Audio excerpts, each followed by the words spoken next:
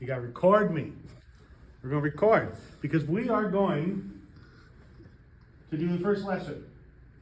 Written there, how to get good video on a mobile device. You need to record this. You need to put it on YouTube, on a YouTube channel that is for this class that you're going to make, either right now or you already have, possibly, because you took me for Computer Applications 111. So, gotta record me. Gotta record me. So everybody's gotta record, but the things I'm saying to your faces, not mostly, actually I'm walking around being silly and purposefully making it difficult for you to record me. Because the first step in getting good video on a mobile device, the very first step to getting video on a mobile device, please turn your phone sideways. No more portrait video ever. Landscape. Although I know some of you actually have a little button that turns, even when you're holding a portrait, that makes it a landscape. I understand that. Hold it landscape. That's the first step. Because you're going to be using my cameras, and they're like $200, which actually is not expensive. However, you break it, you got to buy me a new one. They won't give you your diploma until you buy me a new one. So, landscape. 2 hands. How much does this thing cost? And now my parents bought it for me. It's at least $1,000. At least. Get your hands on there. Mine are only $200. This is $1,000 too. But my video cameras, my camcorders, they're $200. About, I think the price is now $220 just because, time. They're good. But you're going to put both hands on those cameras. And you're going to hold them in landscape mode. Because if you hold them in portrait, it'll look real silly. So, 2 hands, landscape mode. That's our first step to getting good video on a mobile device. Next, well, we want to be able to get good video, and of course we're holding it. We want to be able to move smoothly as our person, our target, our actor, our crazy professor walks around gabbing at us.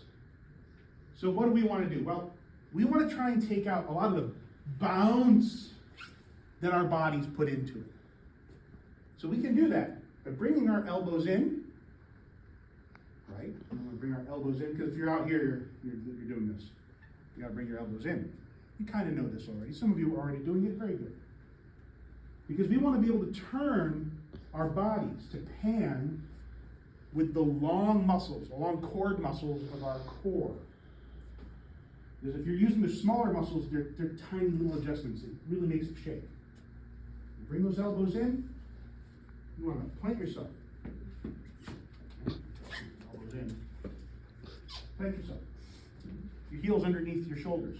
Bring yourself back on your haunches a little bit. Don't lock your knees. Because if you do, you'll vibrate. And every small motion really just gets amplified.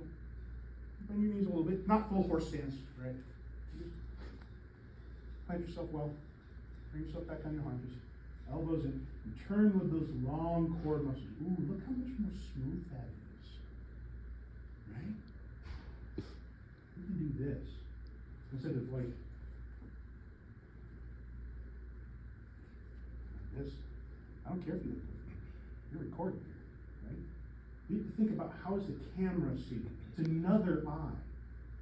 It's an external eye that we are controlling. Now, on top of that, when you have a subject, like me, who's moving around, saying things loudly, ran out of space. Oh no. Saying things loudly, we got to keep that subject in the center of the frame on our cameras. Got to keep it in the center of the frame, because that center of the frame, that middle of what you're looking at, that middle part, that's where the focus is the best on these cameras, on these lenses, on the ones that you're looking at with. They're circular, just like your eye. And because of that, the edges of the frames are bent and distorted. Light comes into those parts at a different rate. Now the software normalizes that a lot. It really does a pretty good job. The software in your head does the same thing. It's taking that information and it's sort of glossing it out. It's kind of flattening it out a little bit. So you don't see that fisheye lens, fishbowl effect thing going on as much as it's really happening. But what can really help is to try and keep things in that center 75%. And you might notice on my phone, I have enabled the little grid marks. The little grid marks on there. And a lot of phones have that functionality. Some of them even have the center 75 line, which actually puts a little border around the edges, helps keep you off that border. The camcorders that we will be using for this class, I've already pre-enabled that on there. It doesn't, it doesn't put that on top of the video. It's just so that you can see it. It turns it on the screen itself. So if you can, turn on that grid. That will really, really help you get better video. Keeping somebody in that center 75%. Keep them out of the borders. Okay, I'll turn that back around. Okay, so now, we've got 4 things so far. Landscape, both hands. Bring those elbows in. Let's stand nice. Center 75. Last one is this. If you can, become the tripod. Let's become tripods. Get up against the walls. Get up against the board. Put your shoulders right into the wall. Board's clean, they cleaned it, nobody's used it yet, just me. Right? Get your shoulders on there. Okay. 1 foot out. 1 foot in. I am now, my body, all of me, is being put into this wall, and I've got my elbows in. I'm turning with my core muscles. And that's just nicely separated from it. The video will come out very smooth right now. We'll be panning. Yes, you notice that you went from doing this, having the phone in front of your face. Now it's down here, isn't it? In a much more natural position. You can look down and see. You can also be pretty assured whatever's going on here is similar to what you're seeing up here. Your video is coming in smoother and nicer.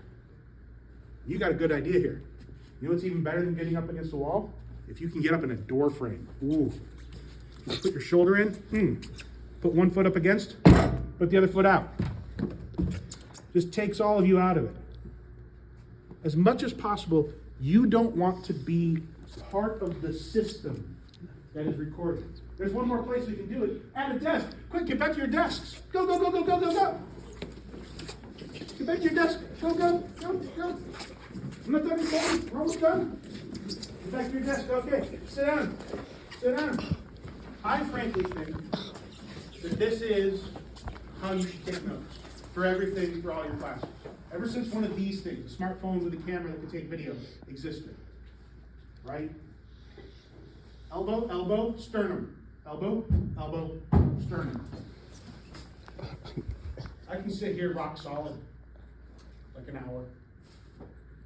Why would I write down the notes? It's recording. Right? Just got to be a little mindful of your own breath getting in there. But I mean, look, it's solid, steady. Right? It's not bouncing in your hands. You can still turn a little bit. You can just kind of scooch.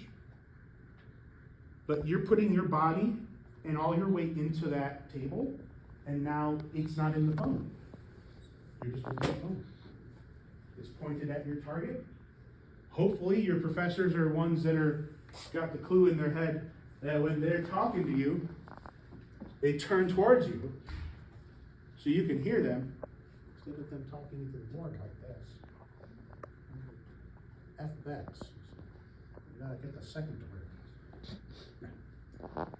Get it on there. See what they're doing. Okay. Cut.